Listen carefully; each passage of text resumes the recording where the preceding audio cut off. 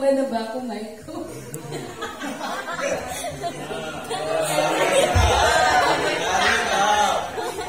Nagdadala ko ng tubig kasi inuubo talaga ako. So, sana hindi ako ubuin hanggang sa matapos. So, ayan. Magandang gabi sa lahat. Meron ba dito hindi pa nakakilala sa akin? Parang hindi pa ba na? Ayan. Sa mga hindi nakakilala sa akin, ako si Ate Cathy from Young Professional. Kasama ko si Ate Gab, si Ate Darlene. Ate Gab! Sorry. Si Gab, si Ate Darlene, si Ate Elaine, sino mga kasama na? Si Jonah, si Father Iwaw, si Brother Rai. Sorry, pinatawa. Gab? So, ayan. Anong name mo, Bek? AK. Okay, nice meeting you, AK. Sa lahat, kasi yung maliban sa'yo, ikaw at yung bagong mukha sa akin. So, yeah, nice meeting you. Na-miss niyo ba ako? Pasensya na, medyo umabsent ako ng maraming araw. Kasi, ayan, siguro sabi ko nga, nag-iisip ako, kung ako malapit lang dito sa Pansol, siguro perfect attendance ako dito. Kasi, ramdam ko kung gaano kasaya maglingkod kay Lord at kung gaano kasarap na kilalanin pa siya araw-araw. So, napakapalad nyo kasi malapit na kayo dito sa Pansol. So, ayan. Excited na ba kayo?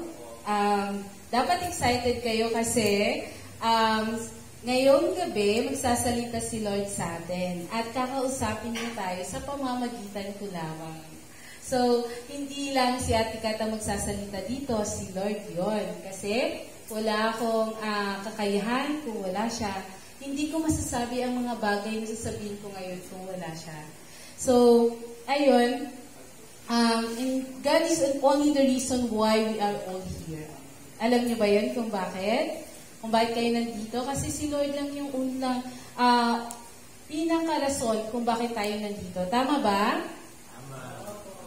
Yes, amen. Kasi alam ko, wala namang merienda after nito. So, si Lord ang rason kung bakit ka nandito. And, merienda. Ayan. Kaya, sabihin mo sa sarili mo ngayong gabi at sa katabi mo, pinili ka ni Lord palagi.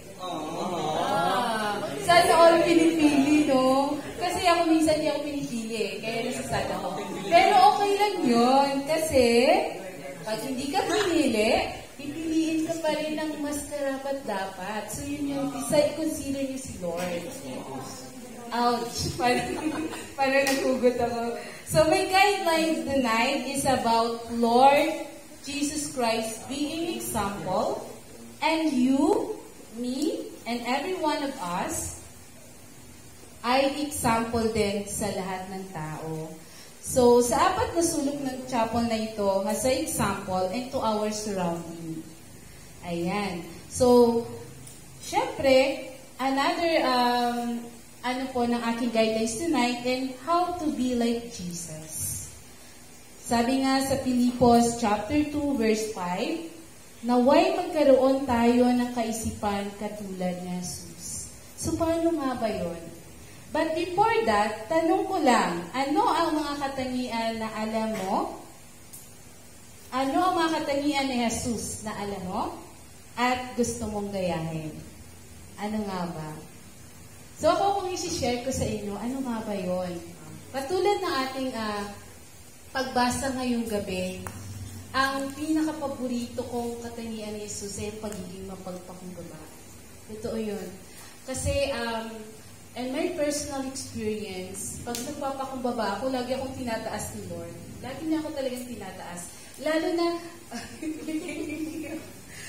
na sa aking trabaho, nagtatrabaho po ako sa Palawan Pawn Shop. So yan, may mga tanong kayo sa Palawan Pawn Shop, open for kayo magtanong sa akin. Ayan. Kung basta alam ko, isasabihin ko sa inyo. Sa Palawan Pawn Shop, marami kang mga taong makakasalamuha. Iba-iba ang ugali, mayroong magalit kasi nga baka problemado, bakit hindi ko makuha yung pera ko? Kaya may mga ganon. Pero kung naman yan, may code naman ako. Andiyan naman yung pangalan ko, may text sa akin, bakit hindi ko makuha yung pera ko? So, yun yung may encounter mo. So, kami, ako, isa yung pinaka-paborito kong katangian ni Jesus ay palaging magpakumbaba. Pag doon ako sa point na yun na parang inis na ako, anong gagawin ko sa ano na to? Kasi talagang maano ka, kasi hindi mo alam kung ano yung ano nila, kung ano yung nararanasan nila nung araw na yun. Baka may hospital, may emergency, kasi hindi nila makuha yung pera. Pero kasi ako nagtatrabaho lang. So pag gano'n na yung meron din time na dinuro ako ng isang customer. So, pag nasa gano'n ako na sitwasyon, iniisip ko si Lord. Pag si Lord ba nasa katayuan ko, ano kayong gagawin niya? So, yung pinaka-paborito ko is palagi kang magpakumbaba. So, kung pag nagpapakumbaba ako, alam niyo ba kumakalma yung customer? Okay, sige, ganito. Nagiging mabait sila. So, yun yung sinasabi ko na itataas ka ni Lord. Palagi kang magpakumbaba. So, kung tatanungin ko kayo isa-isa, isa-isahin natin. Ayan. Dahil si AJ, bago kong na-meet today. AJ, ano ang katangian ni Lord? Sorry. Binigay kita ng panibagong pangalan. Ayan, so kung tatanungin kita ngayong gabi, ano ang alam mo na katangian ni Lord na gusto mong gayahin? Kahit isa lang, walang tama't mali. Wow! O diba? Ikaw, Jumir. Ano? Ikaw, Pogi. Mahaba yung pasensya, ganun. Kasi may hindi pasensya ko eh. That's okay, na pag-aaralan na. Sige, dito tayo side. Si Andre, gusto ko marinig. Anong katangian ni Lord ang gusto mong gayahin na alam mo? Magiging hapon. Okay. So, wipe naman tayo kay Ate Dar. Ate Dar, ano po ang gusto mong katangian na gayahin kay Lord? Yung pagtitiwala niya na sobra kay God the Father. Ayan. At syempre sa mga teens, hindi ako papayag na walang teens. Sino ba? Okay, ano sa'yo? Chantal. Pag-irin. Humble po. So yan, thank you very much Ay, sorry mali ko talaga ako pag nandito ako sa harap. Ayan. So, bakit ko na itanong yun? Kasi, bilang nandito sa harap ni Lord, kasi nandito tayo para maging example din sa iba, di ba? So, magbibigay ako ng mga katangian ni Lord na nilista ko dito sa aking notebook. So, una, si Lord ay mahabagin. Si Lord ay madaling lapitan. Si Lord ay laging nananalangin, marubrog, mag-isa at palaging may kasama minsan. Hindi makasarili, walang ugaling ako muna. At syempre, mapagpatawad.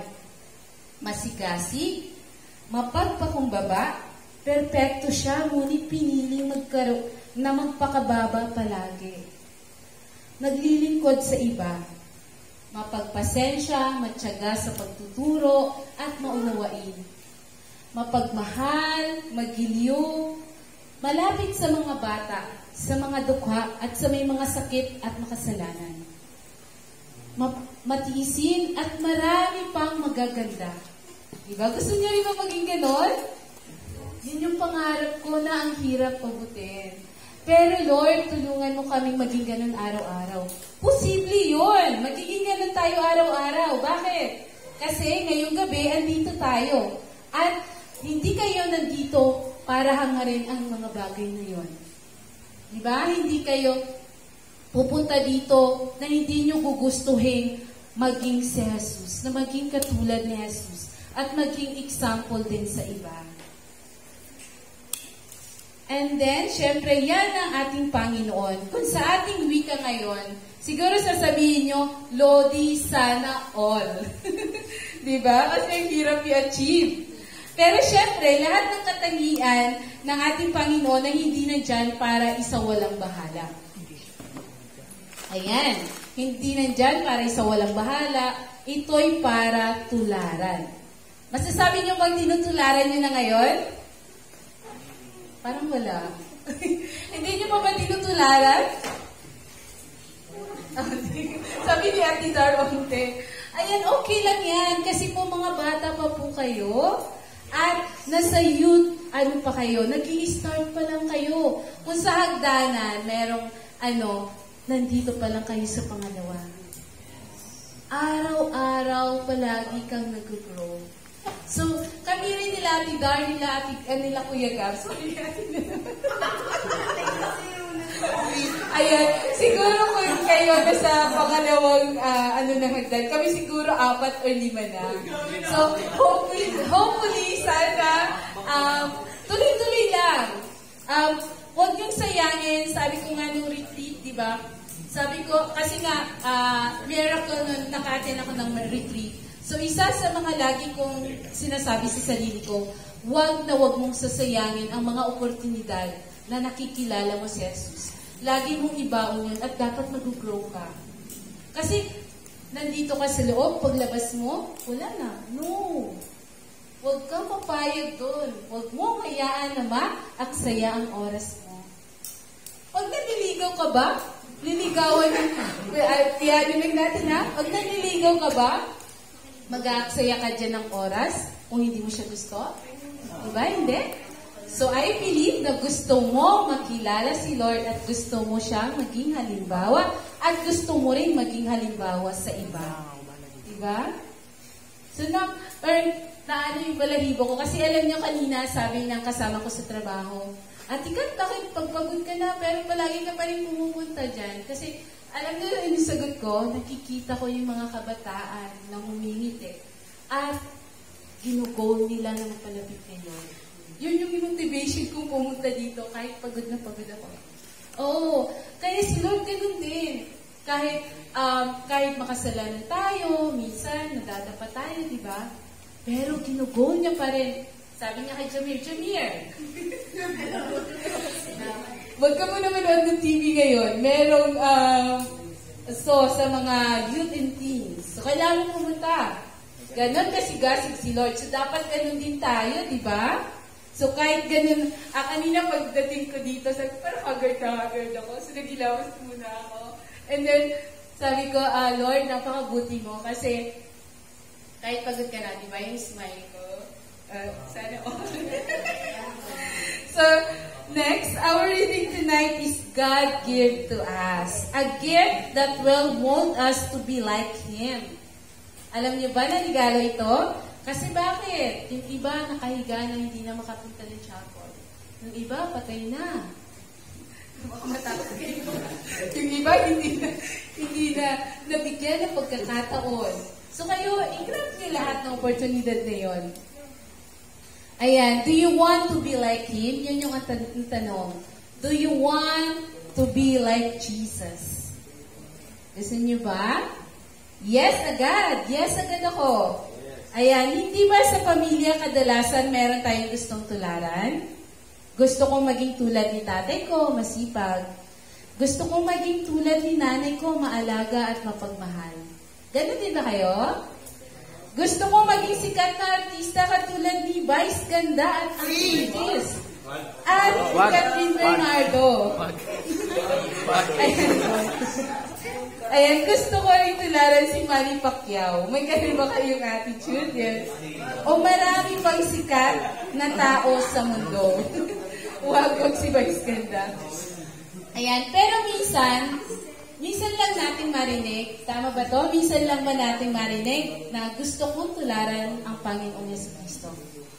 Diba minsan lang natin marinig? Walang nagsasabi malimit na gusto kong tularan si Jesus. Diba? Walang ganon. Hindi natin yung usual na naririnig. Yung naririnig mo mga ganon. Gusto kong maging artista, gusto kong tularan si ganito. Sana araw-araw ito yung maging goal mo. Gusto kong tularan ng ating Panginoong Jesucristo. Gusto kong maging tulad niya. Diba? Ngayong gabi, imbitasyon ng ating Panginoon, sundan mo ang halimbawa ko at maging halimbawa ka sa iba. Noong estudyante ako, mas madali kong magets o maintindihan ang klase kung may example. Kaya rin ba? Diba? Minsan, nagiging perfect score pa ako kasi nag-gets ko yung example na yun eh. So, sa buhay natin, palagi rin tayong may sinusundan na halimbawa para mas masunod sa uso. Sa ating guideline ngayon, God is a perfect example to all of us. Katulad ng isang mapa, mas madaling makapunta sa patutunguhan kung may sinusundan ka. Kung hindi ko pinipiling sundan ang halimbawa ng ating Panginoong Hesukristo araw-araw, siguro yung buhay ko wala sa tamang direksyon. Ayan, syempre, kung hindi rin ako pinipili ni Lord araw-araw, hindi ko rin siya pinipiling sundan. Kasi sabi nga, siya yung unang pumili sa atin at hindi tayo. So, napakapalad mo ngayong gabi. Ayan, because I'm nothing without God at sobra-sobra akong nagpapasalamat. When I was in my age, doon ko sinimulang sundan. It was your age, nung youth ako, sa Palawan. Ayan. Siguro, matatanda sa 13 years old. 13 years old ako na start mo makilala si Lord. Ayan. So, ngayon, I'm trying my best to be example also to others. Ayan. Ikaw, ako, tayong lahat na piniling sundan ng halimbawa ng ating Panginoon, araw-araw ay maging halimbawa rin sa iba. Antok na ba kayo? Mukhang naging seryoso kayo So, katulad ng mga apostol, mga santo na noon pinili ring sundan ang halimbawa ng ating Panginoon na ngayon sa ating henerasyon ay isa na ring halimbawa. Meron ba kayong mga favorite saint? Meron, di ba? Saint? Diba? Meron kayong mga ganon. Gusto nyo ba kung halimbawa nakikita kayo, may friend ka, ay, gusto ko si Junior kasi ganito siya. Masipag. Diba? Ano gano'n? Gusto ko si Adonis kasi maliban sa pogi. Maliban sa pogi. Masipag din. Ayan, tapos si Ate Cam. Gusto kong sundan si Ate Cam. Gusto kong halimbawa si Ate Cam kasi palagi po siyang pumupunta sa School of the Word ng mga youth. Diba? So sana maging halimbawa tayo. Alam nyo, yung pagsunod kay Lord, yung pagsunod natin araw-araw pagpunta dito sa may fruit yan. May bunga yang nilalabas. Hindi mo man ngayon nakikita. Balang araw magpapasalamat ka sa Kanya. Lord, salamat sa araw-araw na pinipili mo ako. At hinahayaan mong piliin ka. Kasi kung hindi hinahayaan niyo ni Lord, hindi niya inaalaw, walang mangyayari. Ayan, sabi nga, follow God example now, soon you'll be an example to everyone.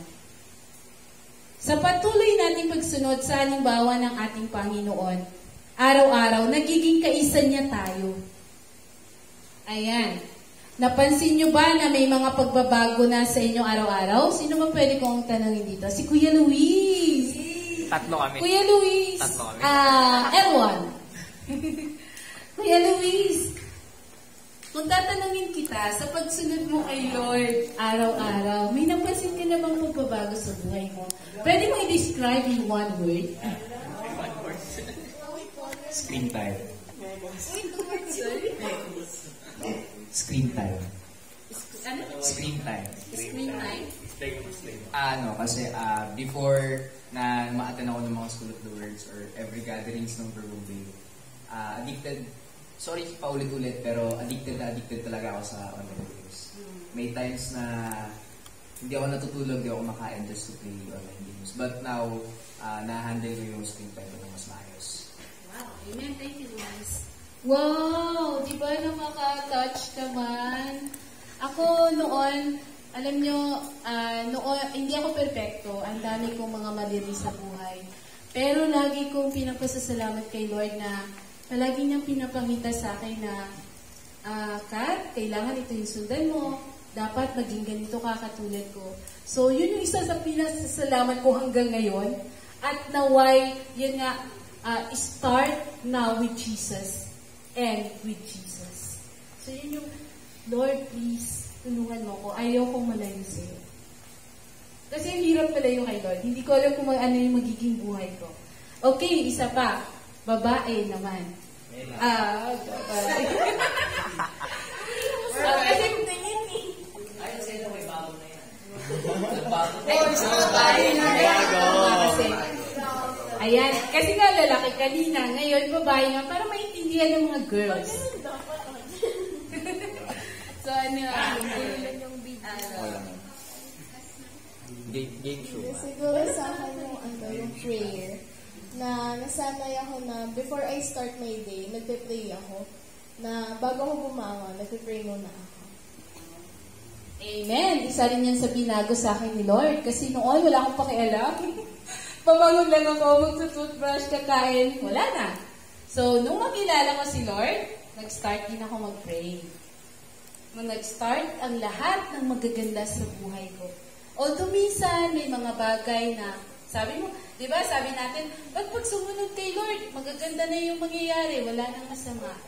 O wala nang mabigat, wala nang problema, wala nang ganito, hindi. Ang buhay dapat balanse lang. Hindi pwedeng puro magaganda. Hindi ka matututo. May mga bagay.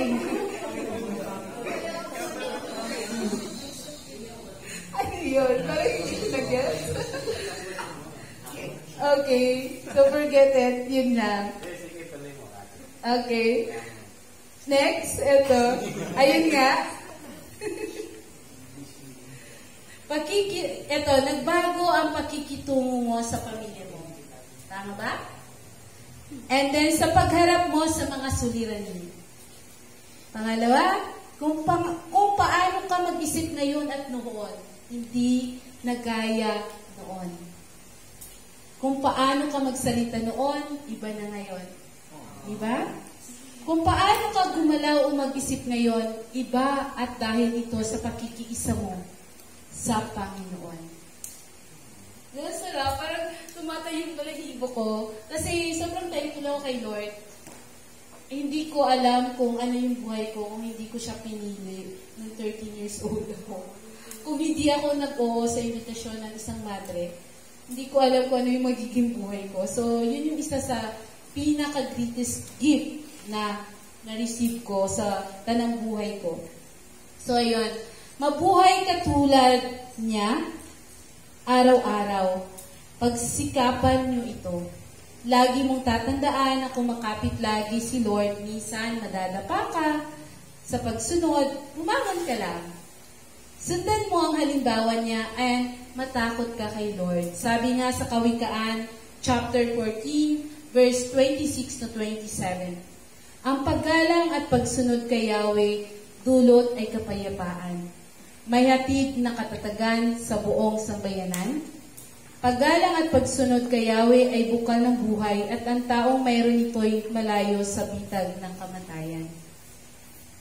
Katulad ng ating kanta ngayon, nag-enjoy ba kayo sa kanta or parang old-fashioned, no? Sabi ko, makaka-relate ba yung mga youth dito?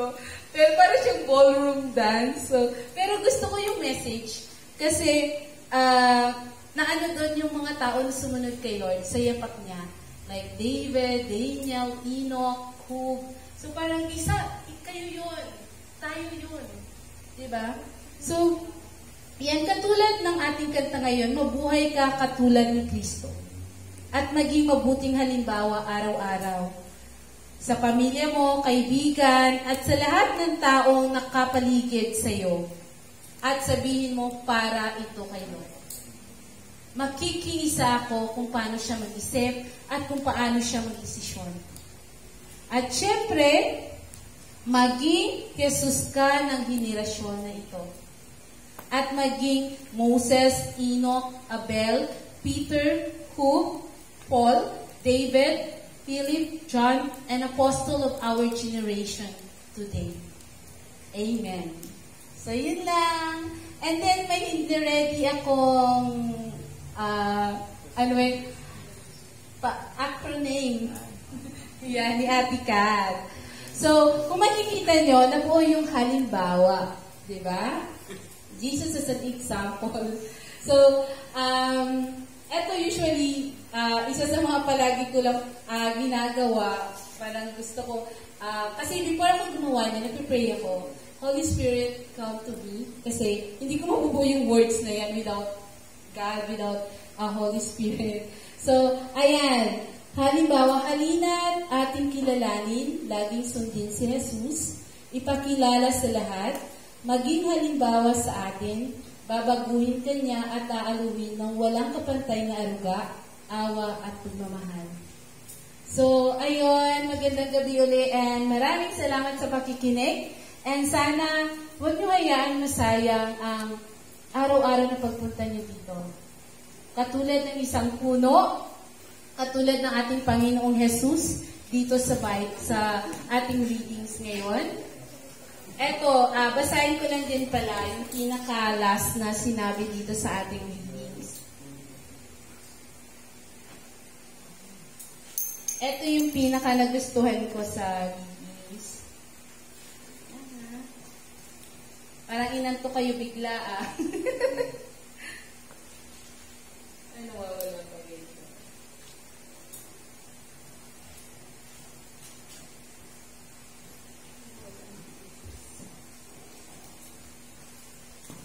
Ayan, eto. Sabi dito, gayon sa pangalan ni Jesus ay luluhod at magpupuri ang lahat na nasa langit at lupa at nasa ilalim ng lupa. At para sa ikalululhati ng Diyos Ama, ang lahat ay magpapahayag na si Jesu Kristo ang Panginoon sa pamamagitan niya. Kasi, kung example ka ngayon, hindi ikaw ang makikita nila. Kasi bilang Verbum Dei Youth, bilang Verbum Dei Teens, kayo yung nagre-represent kay Jesus sa labas. So sana, huwag niyong hayaan na, yun nga, minsan nadadapa ka, pero bumangon ka lang. At yung mga naririnig natin dito mula kay Kuya Jello, kay Kuya L1, L2, L3, Ate Dar, at sa iba pang nag-speaker, ayan, hindi lang sila yon, si Lord yun. At gusto niyang malaman mo na siya yung may gustong marinig mo yun. So, yun lang. Maraming salamat and good evening.